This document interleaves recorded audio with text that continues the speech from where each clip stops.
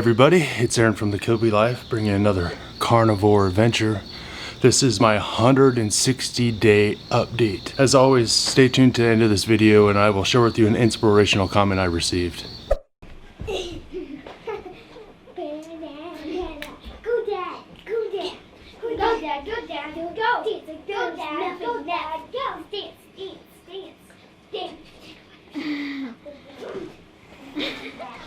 can't breathe.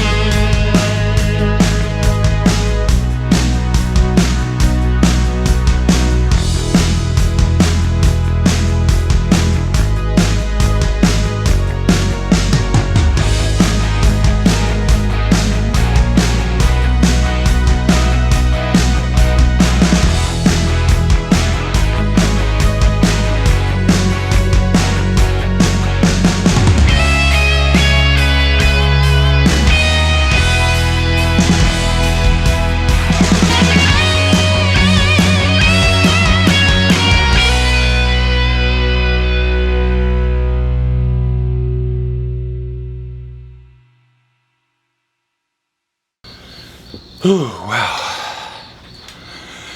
It's Labor Day weekend. Actually, today is day 161 of my diet. Busy weekend. I was out at an event called QuailCon in Miamisburg, Ohio. One thing that struck me about this event was I was there last year and I was there this year, and this year felt like I had way more energy. I was able to walk around and talk to people and not feel just tired. It was nice. It was nice. It helps that it's only about 15-20 minutes away from my house and I gotta sleep in my own bed. I did last year though too. A lot of rain and we were gonna camp, but that didn't happen. I'm part of a carnivore diet for beginners recipe and tips group on Facebook.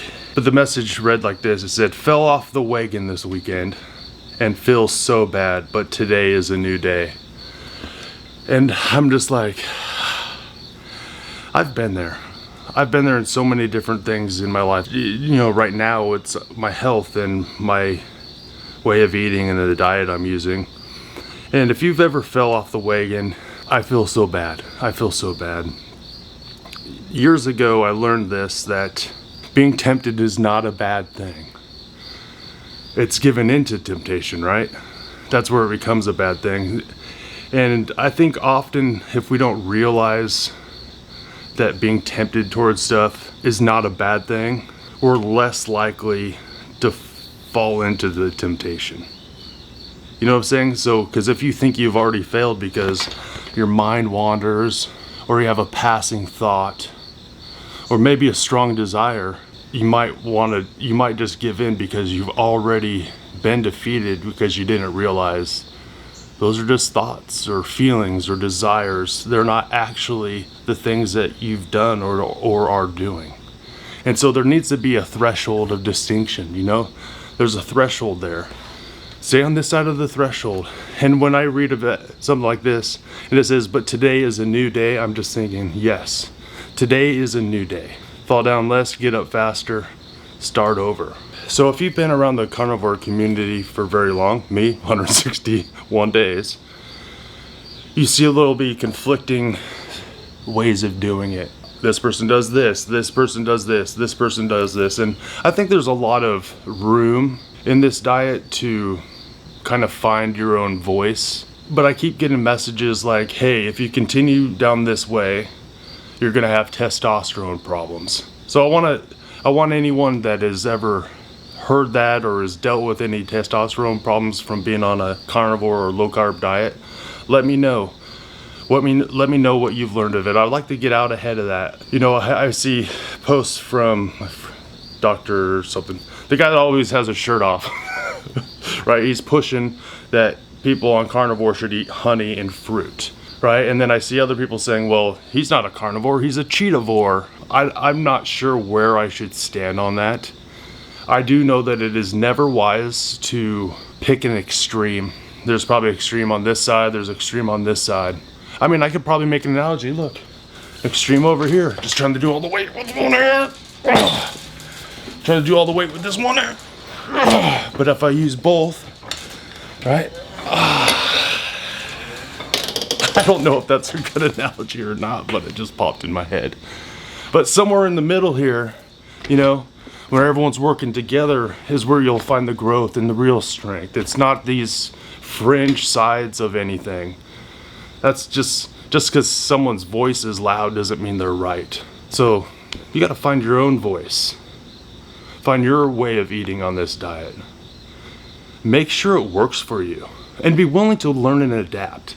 But also be willing, like this person, to admit when you've made a mistake. And if you feel bad, good. Just don't stay there very long. I tell people all the time, like, hey, it's okay. Well, now, now since you're down in the dumps, you got somewhere to go. You got a place to go to find some joy again.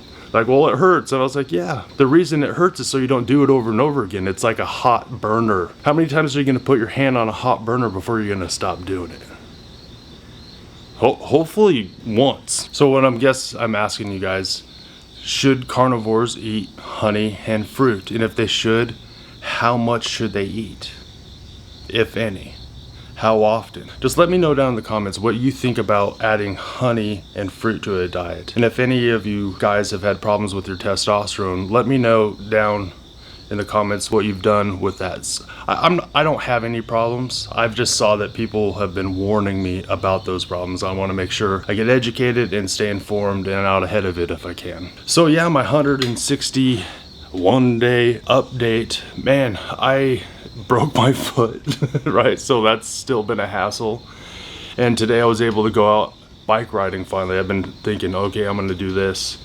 But it's been busy and yeah, it's just been busy, and I was able to go out and bike ride, and it was fun. It was fun. It was a great morning. It had a cool breeze. I feel like I can't build up a sweat as easily when I'm riding a bike as running, but that's probably because the wind is on my face. I could go much further. Funny thing about my foot, well, it's not that funny. I was out at home and I was doing some chores the other night, and we raised rabbits at home. And I have a little metal feeder that fell on the ground. It has like these long hooks that hook over, but somehow it was sticking up, and I stepped on that thing in the dark, went all the way through my Crocs, stabbed me in my foot, the foot that I broke, and then I just reacted to that pain and then stepped down on my foot that I broke and hurt it even more. Yeah, and then I had to pull that thing out of my foot. I was like, oh my goodness, what is happening to me? I never get injured. Fortunately, I think it's going to be all right. It happened to be right on the spot where I have to put pressure on my foot instead of where I broke it. Go figure. So I'm hobbling pretty good. But for some reason, that extra pressure on where I broke my foot, I feel like I kind of broke it loose or something. I don't know how to explain it. It's a little looser, so it feels a little bit better. And when it comes to my weight loss, I have not lost any more weight. And I've been saying I'm not that concerned about it because I feel good. I'm not hungry all the time. I'm just not worrying about my intake that much. I'm just eating when I'm hungry and I'm not eating when I'm not. I don't know if you guys hear those crickets everywhere. But I had a message from a guy the other day. He's like, well, 2 ribeyes, it's like 2,500 calories or something like that. And I'm like, you're right. Like, how many calories does someone that's 6'4", 230 pounds need in a day? I looked it up. It was like 3,100. I'm like, well, if I eat 2 ribeyes a day, I'm still at a deficit. So I'm just not sure how I'm supposed to think about those things. I'm kind of getting the feeling that I might need to start tracking what I'm eating a little bit. I don't want to track what I'm eating too much, but maybe for an experiment, just to kind of see how many calories I'm eating and what I'm eating. I've seen people express that they would like me to show them what I eat track what I'm eating, and maybe I'll do that both. I'll use that as an opportunity for me to learn, to help you learn, kind of track what I'm eating, kind of pay attention to the caloric intake, and just bring her along on that journey. But man, I've been telling everybody, it's like I'm hobbling around, hobbling everywhere, limping, and they're like, "Oh, you all right?" "I'm all right." And like I'm trying to do stuff, and they're like, "Don't do that, you're injured." I'm like, "Well, I'm still strong. I'm just not fast." It's kind of nice to slow down too, every once in a while, and not just, I can't rush everywhere. I mean, I could drive fast if I want to, and I ride my bike still pretty fast, but yeah, I'm not walking or very fast or running, that's for sure. I was thinking about my update. I'm like, man, there's not a lot of changes happening. I mean, I still feel myself getting stronger, but there's not a lot of changes I could see in the mirror like I did at first, the first 90 days. 160 days? That's crazy. I'm like 30 days out from finishing a second 90-day challenge. That first one felt like it took forever, and this one I'm like, it's just flying by. I just don't feel like I see as many changes as fast, and I'm not getting down with it. If this is where my body's supposed to be for right now in my life, I'm okay with it. I'm okay with it. Really paying attention and growing. Honestly, I never thought I would be where I am right now.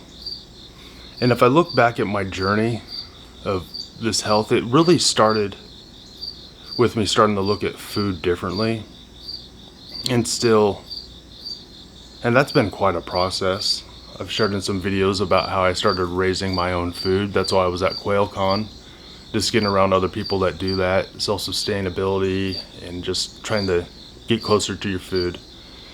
And I think starting that, and I like the garden too, and I haven't been eating the veggies though, not this year. But doing that, it started me thinking about food and appreciating food, and going on a journey where I paid attention to what I was eating more. And I never thought that going through that was gonna lead me to like finding a carnivore diet, like a way of eating with no carbs and no sugars, very low. I try to eat zero. I never thought it was gonna lead me to a place that I was gonna start taking my health seriously too.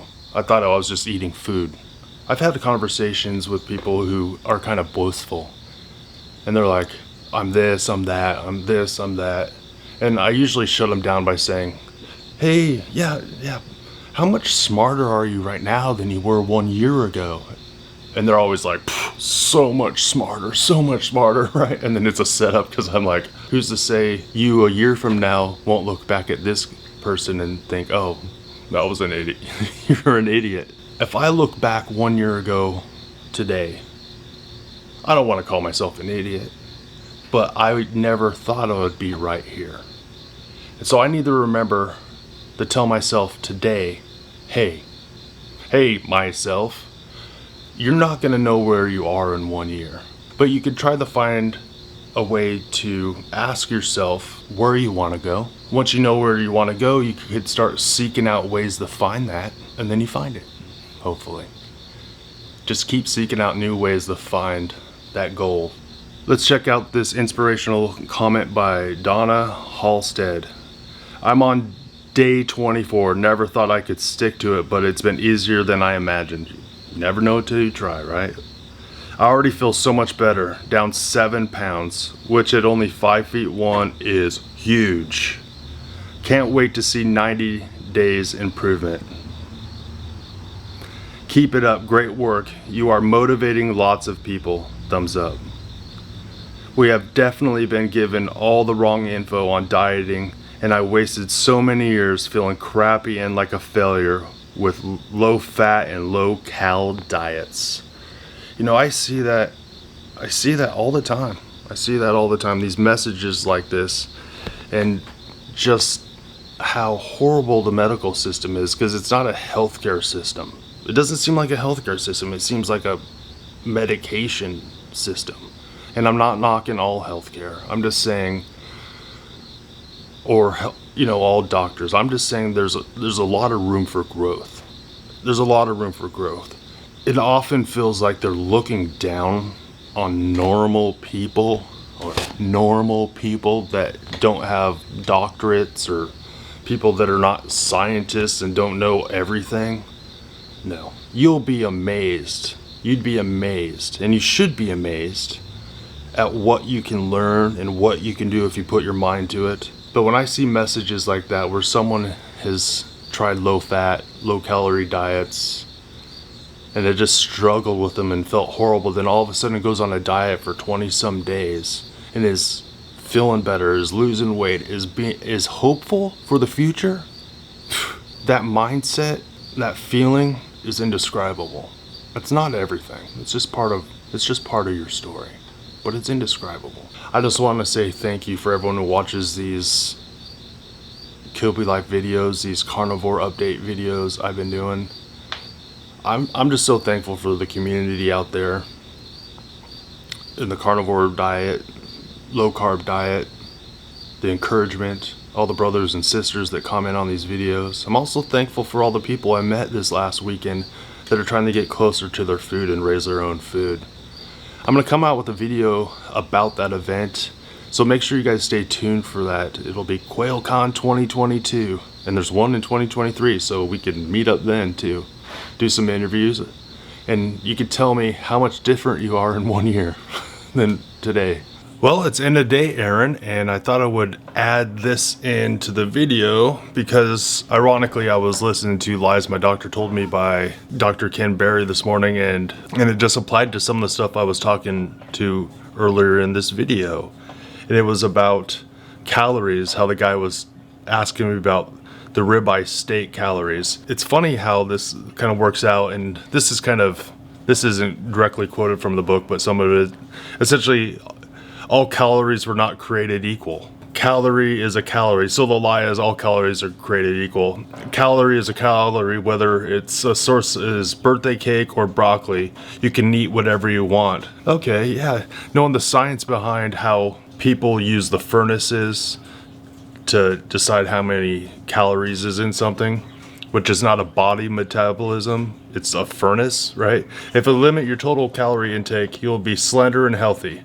By counting calories, because all calories are the same. If you want to lose weight, then you should burn more calories than you should eat. So there you go.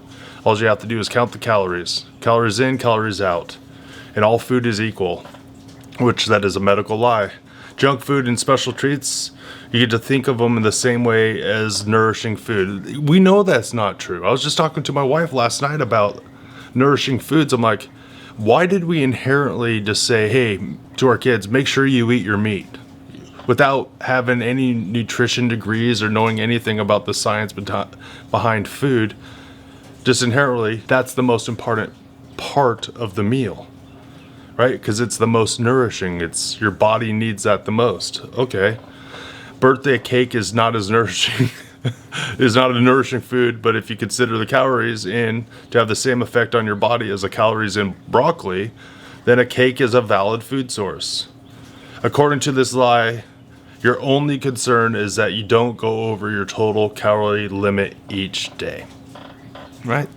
Yeah, so our bodies are not furnaces. Our metabolisms are way different, and the quality of the food you're eating does matter. And I've noticed this on this diet for sure, because when the quality of the nourishment I'm getting is higher, I need to eat less.